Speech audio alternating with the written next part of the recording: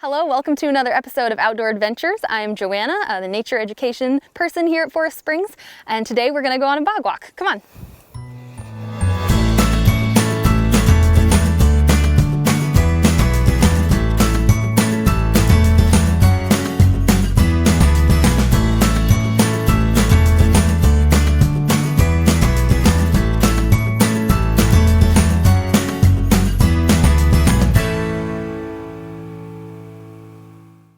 So at Forest Springs we have two bogs, Blueberry Bog, which is a little bit smaller, and Snowberry Bog here, which is where we are, has a much longer boardwalk. That's why we're here today, just so we can walk the whole length of it and see what there is to see.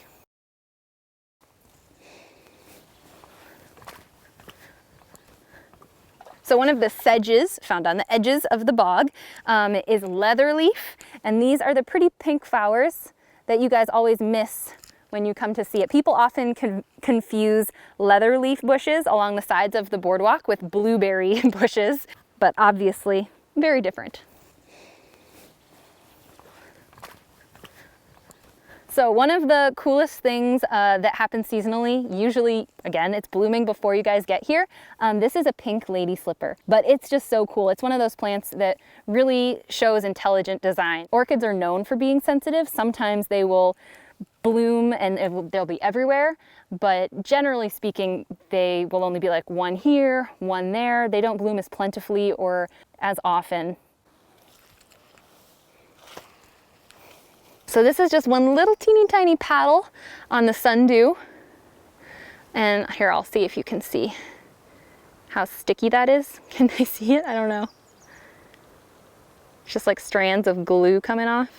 So sundews produce that. They look just like little droplets of water as like a morning dew has come and everything is fresh with dew, but this is glue. And bugs are looking for a little bit of water to drink. They'll come and land here, and then it gets stuck on that glue, and all of the little tendrils kind of glom on around it, and the paddles come together. And they turn it into something that it can digest. And then it reabsorbs it through those tendrils. It's pretty cool.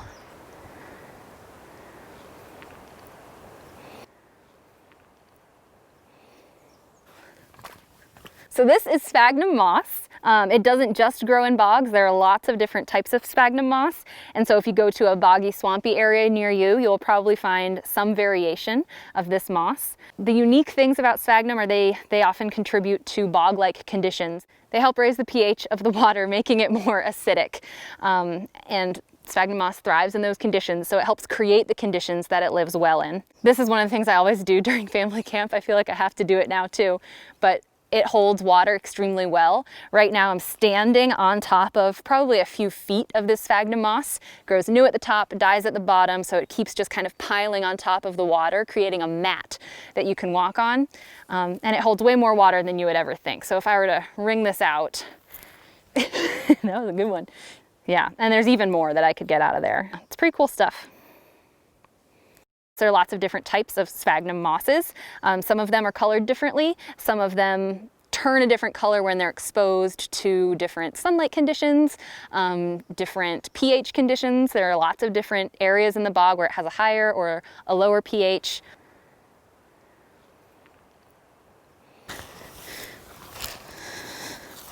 So this is the infamous pitcher plant. They do only grow in boggy areas, so if you don't live near a bog, you won't be able to see this cool plant.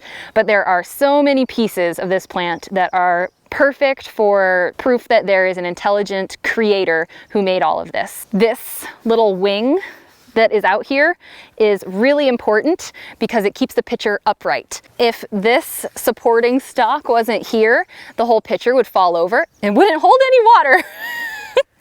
Bugs are attracted to the flower of the plant, so they're coming near, and then they are interested in the top area here. So they're drawn by the coloration, and then they hit this top part. All these little hairs are pointing down. So then they hit this really smooth cell wall, and they slip further down into where the water has been kept. So anything that falls in there, it can digest it, kind of like our digestive juices. Oh, this one was very productive. Whoa! So you can see all the little pieces, so it digests, and then there are all the little exoskeletons of those bugs in there.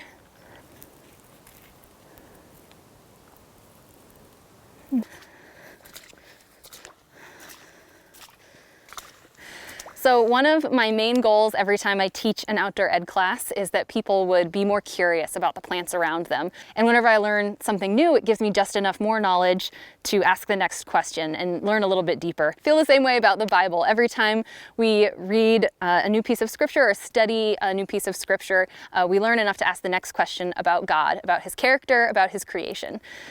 So I hope that at home, when you guys see this, you will think like, yes, I can go out and learn that, but also take that to your spiritual life and say, yes, like I can learn something new about God from the scriptures. So from Isaiah, I will put in the wilderness the cedar, the acacia, the myrtle, and the olive. I will set in the desert the cypress, the plane and the pine together, that they may see and know, may consider and understand together that the hand of the Lord has done this. The Holy One of Israel has created it.